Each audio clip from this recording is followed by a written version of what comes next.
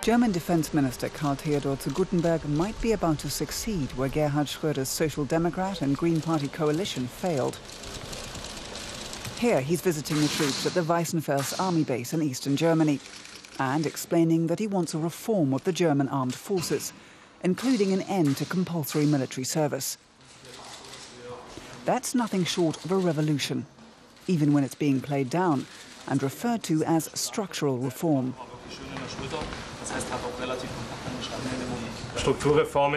This is structural reform that we need to adopt and will adopt, because we need to structure the Bundeswehr so it's not a funeral procession, but an army that's fit for the coming decades, with a strong security policy foundation and first-rate soldiers.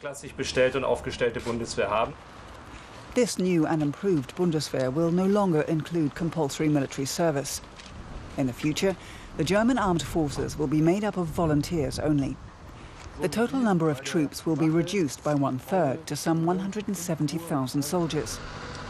Guttenberg is also planning to cut Germany's defense budget, aiming to save a total of around 8.3 billion euros by 2014.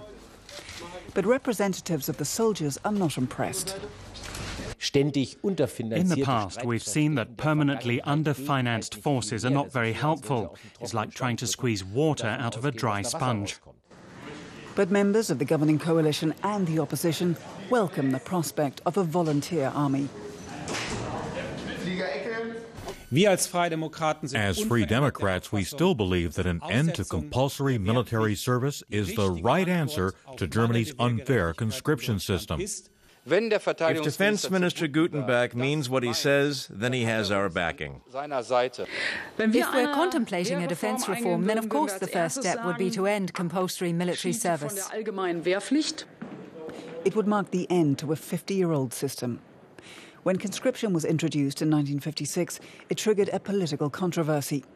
Only a decade after the end of World War II, Germany once again had armed forces.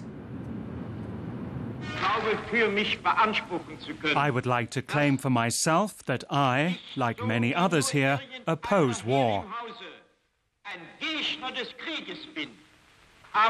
But, ladies and gentlemen, we need to be realistic about the world. The 1950s saw the dawning of the Cold War era. West Germany allied itself with the US and the NATO military alliance. But times have changed. These days, the Bundeswehr is deployed on peacekeeping missions around the world.